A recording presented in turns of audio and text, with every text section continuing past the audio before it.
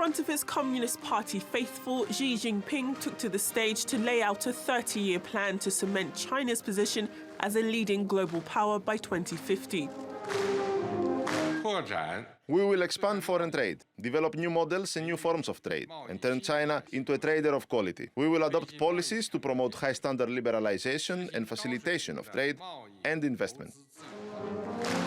His last 5 years in office have been eventful. An anti-corruption campaign has unseated hundreds of thousands of top officials. The IMF endorsed the yuan as a reserve currency, and last year, China spent a record $170 billion on overseas investments. The Chinese economy has maintained medium to high-speed growth, ranking among the fastest-growing major countries of the world. China's GDP rose from $8 trillion to $12 trillion to rank second in the world and account for over 30% of the world's economic growth. But there have also been some challenges. According to the IMF, China's corporate debt swelled to 242% of GDP last year and is expected to balloon to 300% by 2022. $2.6 trillion was wiped off the Shanghai and Shenzhen indices during the stock market crash in 2015, swallowing the savings of many Chinese people. And growth slowed to 6.7% in 2016, the slowest pace in 27 years. The IMF expects the economy to grow by 6.8% this year. After criticism that China's business environment is hostile to global players, Xi plans to further open the country's services sector, significantly ease market access, and protect the rights and interests of foreign investors. Openness brings progress. Closing yourself off will inevitably lead to falling behind. China's open door will never close, only be opened further. Although his second term has not yet been confirmed, Xi Jinping's outline for the next 30 years will become clearer when the party's new top leadership is unveiled next week. But if China is to live up to his vision by 2050, his actions will have to speak louder than his words. Adefemi Akinsanya, TRT World. Joining me now on set is Professor Pan Wei, Director of the Center for Chinese and Global Affairs at Peking University. Thank you so much for joining us here, Professor Pan. Now, did anything surprise you from the speech that President Xi Jinping delivered today? Yes. He actually announced a new epoch for the China's development and points out to the new direction, which is more socialist, so to speak. Tell us more about this. That is emphasizing people's feeling and equality, justice, and those things. And has this never been discussed before? Before, the emphasis is on the economic growth. And now he so confidently says that's not our major concern. So the economy is not the major economic growth is not the major concern. That's right.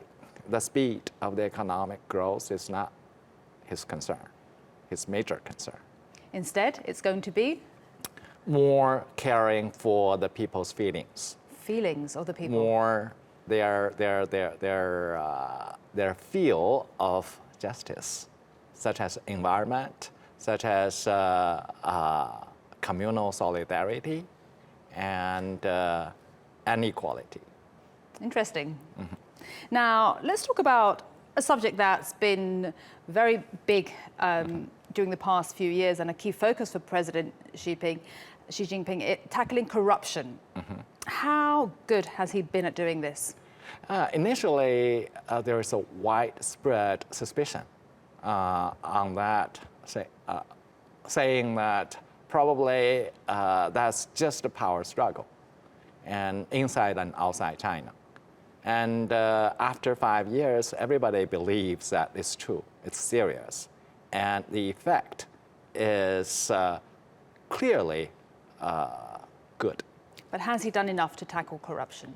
Yes, and he vows in this Congress he's going to continue this campaign and in a more strict way. And the party constitution is revised to do that. And it seems that the aim is that Communist Party would become like a People's Action Party of Singapore.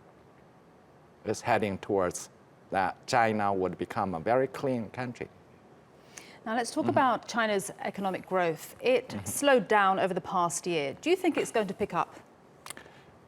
It's not in the past year slowed down. It has been slow for quite some years compared to 8-9 years ago, double-digit growth. And right now, 6 to 7% of the growth rate is fairly good. Considering China's economic basis is already very large. It's like 60 to 70% of the US economy now. So 6-7% is considered new normal. The new normal. Another figure I want to give you is China's corporate debt, which is nearly 242% of Chinese GDP. And reports say that it's so bad that even some Chinese bankers say they're in a bubble. Do you think they're sitting on a debt bubble? Yes, the bubble is there, but it's not that serious because usually we consider debt structure, and it's not just corporate debt. If we consider the structure of the debt, it's mainly the local government's debt. But if the Chinese economy can grow at 6 to 7%, and it's not something to worry. It's not something to worry about. Right, and because to say that Chinese debt is about 3 times of the GDP is, I think it's a misreading. Even though it's higher than the US's? I think it is kind of a misreading of the debt structure. So there's nothing to worry about, even? It's to worry about. Actually, this party Congress also expressed this concern, financial security. Yes, and they're considering how, or they have been making serious effort to reduce the leverage. Okay, let's talk about something else that's been worrying people is China's high real estate prices. And President Xi Jinping said that property, I'm quoting him here, property is for living in, not for speculating in. How easy do you think it will be to control real estate prices? Right now, it is under control. For the past 4-5 months, the major cities' real estate price has been going down between 2 to 4%.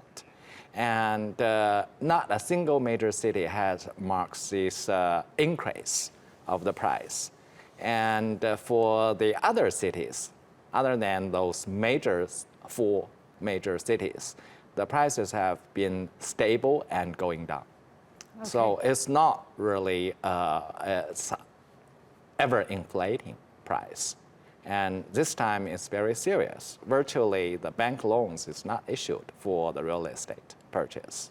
Okay, we'll have to leave it there. Thank you very much for your time, Professor Peng. That was Director of the Center for Chinese and Global Affairs at Peking University, Professor Peng. Thank you so much.